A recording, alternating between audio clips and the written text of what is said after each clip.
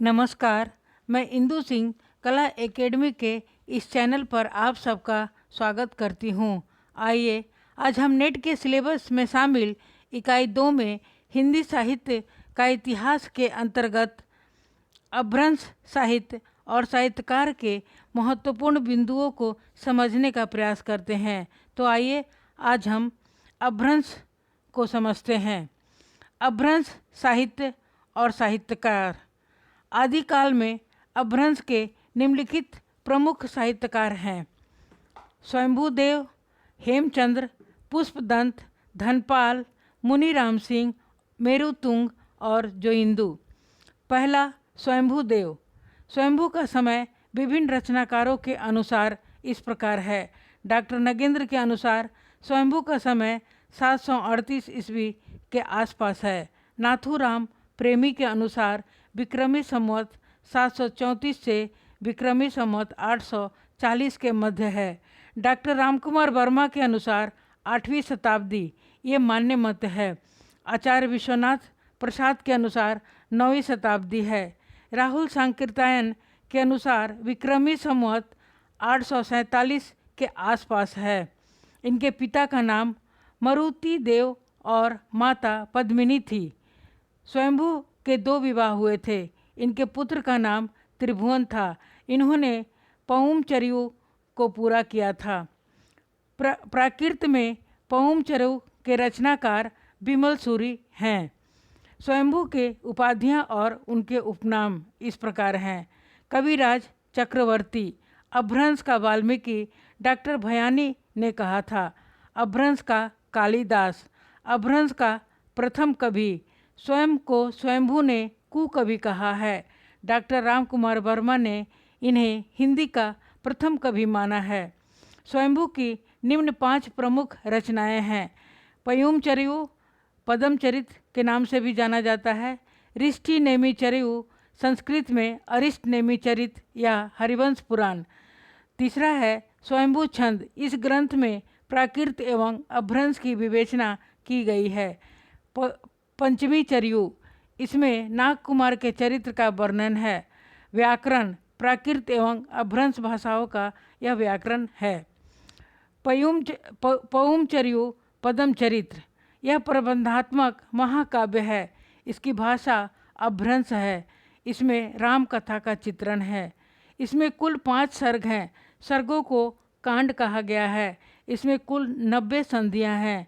83 स्वयंभू द्वारा रचित है एवं 7 इनके पुत्र त्रिभुवन द्वारा रचा गया है। पउमचर्यु में सर्ग एवं संधियां। प्रथम सर्ग विद्याधर कांड, इसमें 20 संधियां हैं। द्वितीय सर्ग अयोध्या कांड है, इसमें 22 संधियां हैं। तृतीय सर्ग सुंदर कांड है, इसमें 14 संधियां हैं। चतुर्थ सर्ग युद्ध कांड है, इसमें कुल 21 संधियां हैं। पंचम सर्ग उत्तर कांड है, इसमें कुल 13 संधियां हैं। रिष्टि नेमि चर्यु, संस्कृत में अरिष्ट नेमि चरित या हरिवंश पुराण है। अरिष्ट नेमि जैनियों के 22वें तीर्थंकर थे। इस रचना को हरिवंश पुराण के नाम से भी जाना जाता है। यह प्रबंधक महाकाव्य है। इसमें 4 सर्ग यानी कांड एवं 122 संधियां हैं। इसके सर्गों के नाम इस प्रकार हैं: यादव कांड, कुरु कांड, युद्ध कांड और उत्तर कांड। स्वयंभू छंद, इस ग्रंथ में प्राकृत एवं अपभ्रंश की विवेचना की गई है। पंचमी चर्यु, इसमें नागकुमार के चरित्र का वर्णन है। व्याकरण, प्राकृत एवं अपभ्रंश भाषाओं का यह व्याकरण है। स्वयंभू के संबंध में आलोचकों के कथन। हिंदी के जैन कवियों में सबसे पहला नाम स्वयंभूदेव का आता है।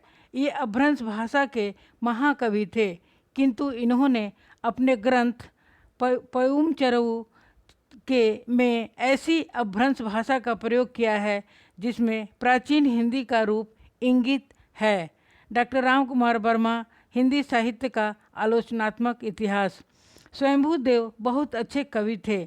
उन्होंने जीवन की दशाओं का बड़ा ही हृदयाकर्षक वर्णन किया है। पउमचर्यु में वे विलाप और युद्ध लिखने में विशेष पटु हैं। डॉक्टर राम कुमार वर्मा। स्वयंभू देव की कृति प्रौढ़ है और पूर्व परंपरा की सूचना भी देती है। आचार्य विश्वनाथ प्रसाद मिश्र हिंदी साहित्य का अतीत।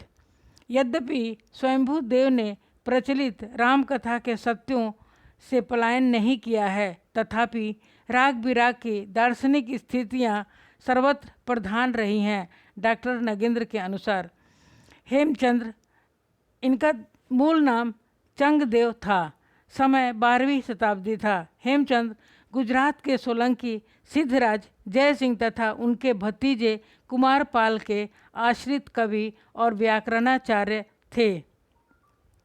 हेमचंद को अपभ्रंश एवं प्राकृत भाषाओं का पाणिनि कहा जाता है। हेमचंद्र की रचनाएं इस प्रकार हैं। सिद्ध हेमचंद्र शब्दानुशासन, यह व्याकरण की पुस्तक है। कुमारपाल चरित्र, देसी नाम माला कोश, यह शब्दकोश है।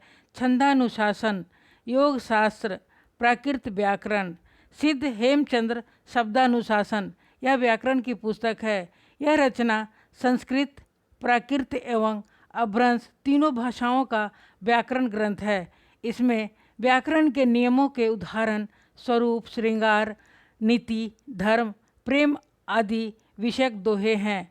नोट: हिंदी शब्दानुशासन आचार्य किशोरी दास वाजपेयी की भी एक रचना है। रचना कुमारपाल चरित्र, यह रचना कुमारपाल के आश्रय में रहकर उनकी प्रशंसा में लिखा गया है। यह प्रबंधात्मक महाकाव्य है। इसमें 20 सर्ग हैं। प्रथम 12 सर्ग संस्कृत में तथा अंतिम 8 सर्ग प्राकृत भाषा में रचित है।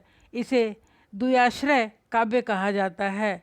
कुमारपाल चरित्र की चर्चित पंक्तियाँ: भला हुआ जुमारिया, वहिणी महारा कंतु, लज्जेंजंग वयम सियहूँ, भई भंगा घर एंतु।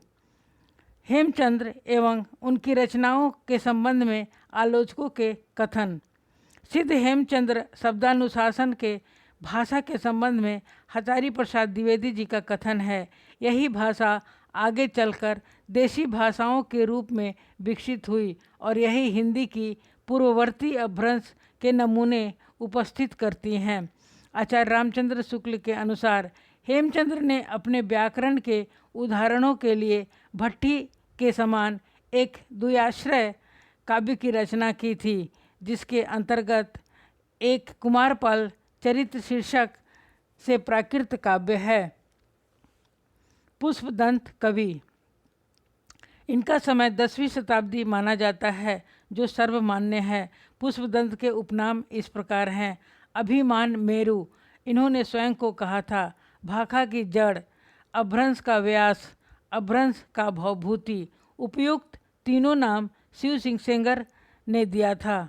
पुष्पदंत की रचनाएं: महापुराण, तिष्ठी महापुरुष गुणालंकार, यानी 63 सलाका पुरुषों का वर्णन है इसमें। नए कुमार चरियो, नाग कुमार चरित्र, नाग कुमार का चरित्र का वर्णन है। जसहर चरियो, यशोधर चरित्र। कोश ग्रंथ, ये शब्दकोश है। आचार्य हजारी प्रसाद द्विवेदी के अनुसार पुष्पदंत शक्ति संपन्न कवि थे। काव्य के सभी रूपों और अवयवों पर इनका पूर्ण अधिकार था। धनपाल, इनका समय 10वीं शताब्दी है। इनकी रचना भविष्यत कहा है, भविष्यदत्त कथा भी कहा जाता है। इस रचना में एक वणिक पुत्र भविष्यदत्त की कथा के माध्यम से बहुविवाह के दुष्परिणामों का चित्रण किया गया है। डॉक्टर विंटर नित्ज ने इसे रोमांटिक महाकाव्य कहा है। मुनि राम सिंह, इनका समय 11वीं शताब्दी है। इनकी रचना पाहुड़ दोहा है। इसमें जैन और गृहस्थ धर्मों का चित्रण है। आचरण के नियमों का वर्णन भी है।